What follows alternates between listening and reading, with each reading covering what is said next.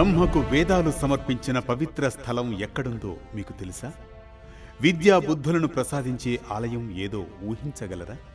తదితర విశేషాలతో సాగే అనగనగాలోని నేటి కథనమే సంతానం, జ్ఞానం, ఆరోగ్యం, వరంగా లభించే దివ్యధామం శ్రీ మహావిష్ణువు వేద జ్ఞానాన్ని బ్రహ్మకుపదేశించిన పుణ్యక్షేత్రం.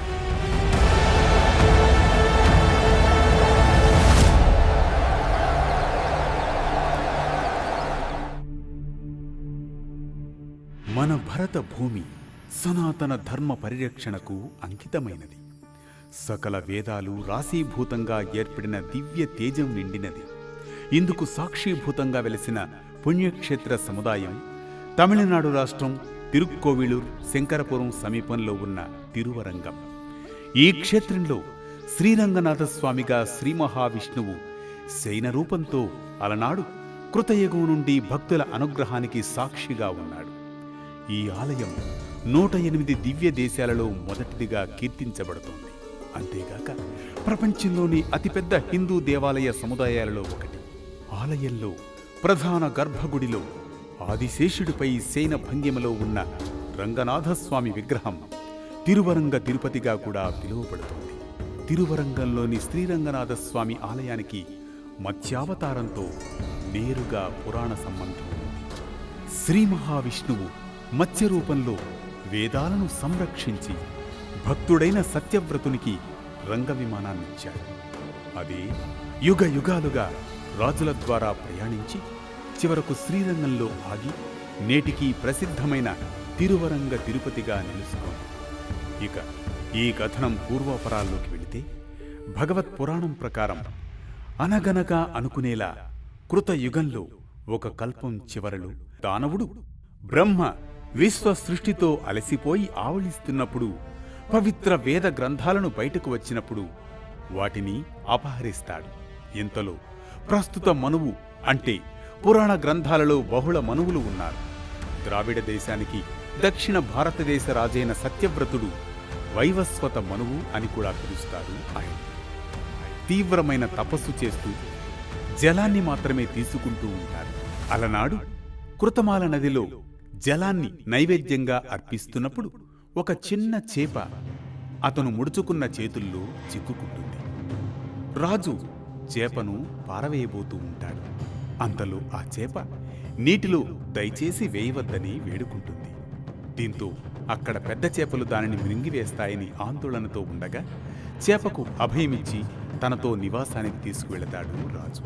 కానీ ఆ చేప మరింత పెద్దదై మరింత స్థలాన్ని కోరుకుంటుంది. రాజు దాన్ని ఒక చిన్న చెరువులో కలిస్తాడు. కానీ చేప త్వరలోనే దాన్ని కూడా మించిపోతుంది.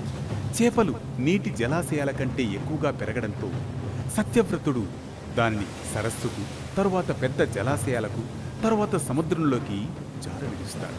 రాజు చేపను తను ఎవరో తెలపమని కోరుతాడు. ఓ సత్యవ్రత, నేను శ్రీ మహావిష్ణువును. ప్రళయం సమీపిస్తోంది. ఆ ప్రళయ జలాల్లో నిన్ను రక్షించడానికి, వేదాలను సంరక్షించడానికి మత్స్య రూపంలో అవతరించాను. దీంతో ప్రళయ జలాలు ఉప్పొంగి భూమంతా మునిగిపోతుంది. ఓ సత్యవ్రత, ఈ నావలోకి ఋషులను సత్ప్రజలను ఎక్కించు.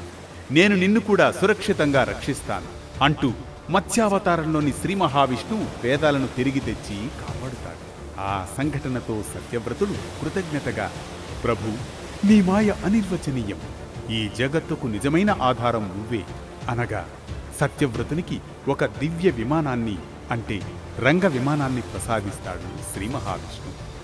ఓ సత్యవ్రత, ఈ దివ్య రంగ విమానంలోనే నేను రంగనాథుడిగా శయనిస్తున్నాను. నీవు ఇక మీదట పూజించు. నీ వంశంలో తరతరాలుగా భక్తులు ఆరాధిస్తారు. స్వామి, నాకు కలిగిన మహాభాగ్యమిది. నా హృదయం సాక్షాత్కారంతో నిండిపోయింది. అలా తరతరాలుగా ఆ దివ్య రంగ విమానాన్ని సూర్యవంశరాజును పూజిస్తూ ఉంటారు.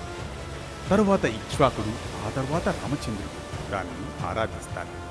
అలా మత్స్యావతార స్వరూపుడు ఇచ్చిన దివ్య రంగ విమానం సత్యవ్రతుని పూజలతో ప్రారంభమై రాముని దానంతో విభీషణుని చేతుల్లోకి వచ్చి చివరకు కావేరీ నదీ మధ్యలోని శ్రీరంగ ద్వీపంలో స్థిరపడిపోతుంది.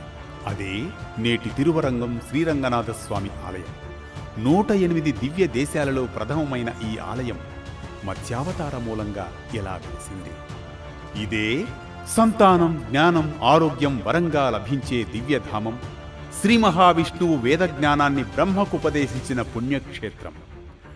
మరో విశిష్ట కథనంతో రేపటి అనగనగాలో కలుసుకునేంత వరకు కొనసాగుతూనే ఉండండి వేటు న్యూస్తో.